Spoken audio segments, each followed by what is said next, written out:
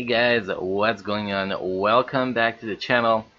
Star Agent Starco Gaming is here reporting for duty, guys. Let's get going with another amazing Marvel Future Fight video. But before we go into the subject of this video, guys, make sure to check the description below the video for our giveaway, guys. They're always in the description below the video. And guys, don't forget to show your support to the channel for everything we do for the community by hitting the subscribe button and pressing that thumb up button on the content, guys. With that said, guys, today the plan is to go in Alliance Battle Extreme and try out Minn-Erva Tier 2 for the first time in Combat Supervillain. There's already plenty of video like that on YouTube, but for me, I want to share my build and I'll go like literally as my first time. I kind of know the rotation a little bit, but we might fail, we might succeed. We don't even know what's going to happen. It's going to be raw footage, guys. Nothing edited. It's going to be full raw footage. You're going to see me at my worst probably, but it can be interesting, hopefully.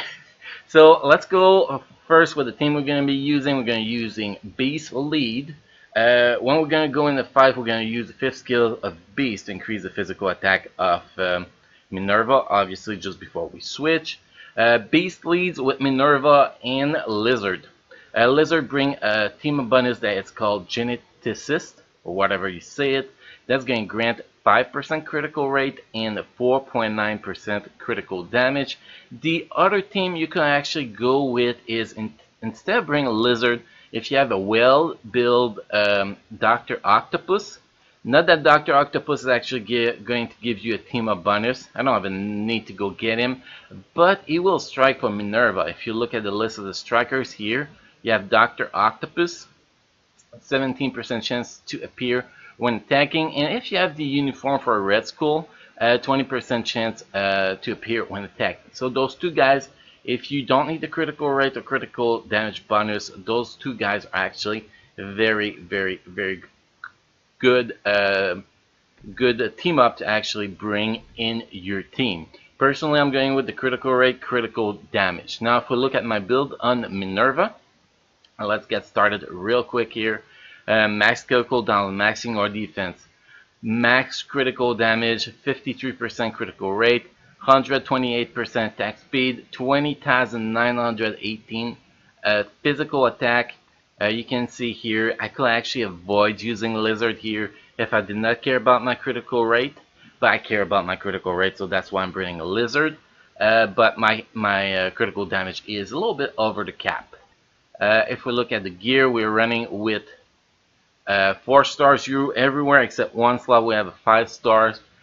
Fully amplify every slot, so we have 8 physical attack, we have 8 critical damage, we have 3 critical rate and 1 ignore defense here. If we look at the Hazel set, we're running basic here. Power of Angry Hulk set bonus stage 6 in effect. If we look at the bonus here, we have all attack 8.5%, attack speed 7.7%, all defense 8.5%, critical rate 8.1%, ignore defense critical rate 8.5%, ignore defense 8.1%, activation rate 12% chance when attacking, plus 20% increase of all attack for 20 seconds with a cooldown time of 60 seconds. I'm not really planning to awaken her Hazel set. You know, she's really OP. Let's not get let's not lie about that. She is really OP, but I think she's OP enough without awakening her. And I think that I'd rather save my Awakened Star for my Tier 3, my Awakened Ezos for my Tier 3 nowadays. So that is why she's staying a plain set bonus stage 6 in effect. Next, we have the custom gear. Custom gear, we have a pretty decent one. Not the best, you know, it's not a CTP of energy or a CTP of rage. I don't have enough, you know. I don't have enough of them to actually put them everywhere. So we go with a plain basic critical damage, 39.6% at 180%. Damage plus here, which is actually pretty good. 39.6% critical damage is one of the highest number I've ever seen on those obelisks. The cap is actually 40% for anybody wondering. Now if we jump into the uniform, uniform is advanced. All we got is attack speed on it. I wish I had more biometrics, because that Black Widow uniform is actually mythical, so by next week I'm gonna have it.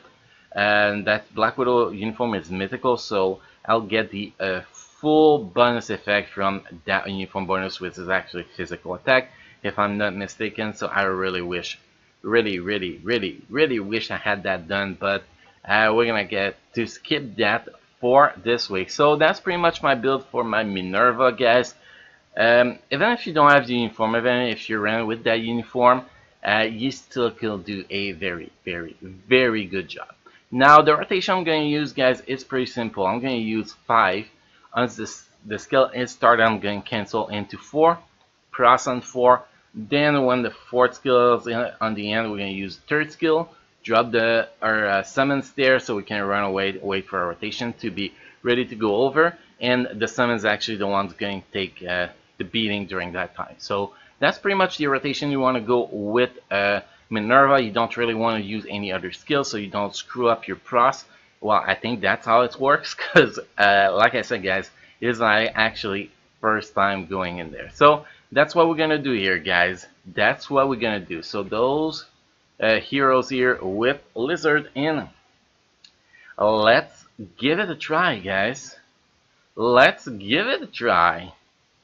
Yay, loading screen. I wish that's how I was going to edit. That we could have edited the loading screen at least. Damn, Starco. You fail at Star Agents, man. Okay, so let's get started. Here you always want to wait a few seconds on this screen, guys, so the ads actually have time to spawn before the fight start. Actually gives you a first initial hit that is stronger a little bit. Whoop, I switched too fast here. I kind of screw up. Well, we're not gonna start with the big thing here. It's totally fine. The big thing, I mean the boss from the base, pretty much.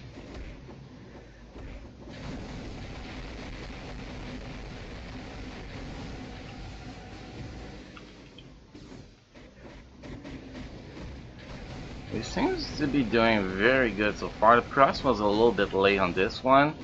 I have no clue what my purple button will bring me, so I'm not actually going to use it today.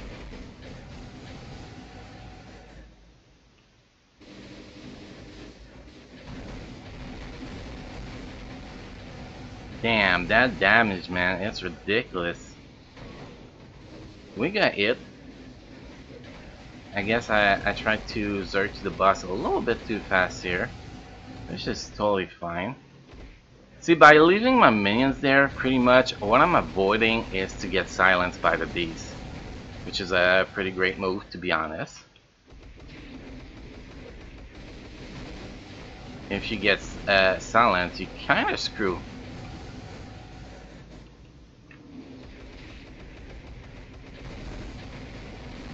I love the skill animation, man. That's one sure thing. Minn-Erva is a lot of love for me. That cross was really late. I have to delete this a little bit. Okay, let's go again. Now I'm screwing up the cross. I lost my cross. Try to wait just a little bit too much here. So pretty much you want to have your cross on your 4th skill, and you want to dodge the meteor. That is pretty much all you want to do in this fight.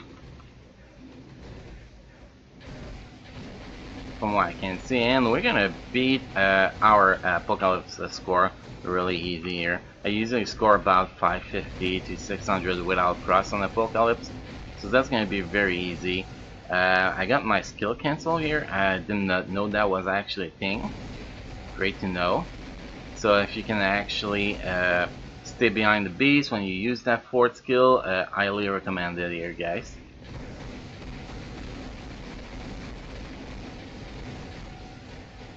Still having a pretty decent first run here. You know, there's a lot of room to getting better, obviously, but it's still not that bad for a first run. After the next rotation, we're actually gonna try to do that purple button. Let's see. Yep. I have no clue what just happened. But still, we scored 637,000 on our first run. My physical attack on cards is actually not that great, guys. And obviously, unlike most amazing core on YouTube, I'm not using any CTP, which reduces my score a lot. And my uniform is only advanced. Once my uniform gets to mythical, and I optimize her a little bit more, you know, like level 70, gear 25, I'll be able to get that 1 million pretty easy. But I think that if I work on on how to play her in Alliance Battle Extreme, I do believe that I can actually score at least 800,000 points with my current build, which is what I'm going to be trying in the next couple weeks, guys, to work on her a little bit to learn how to play her better, pretty much. So guys, that was it for today's video. Hopefully you guys enjoyed this kind of content. If you enjoyed it, guys, again, make sure you hit that sub button, make sure you hit that like button, and guys, Star Agent Starco Gaming is out.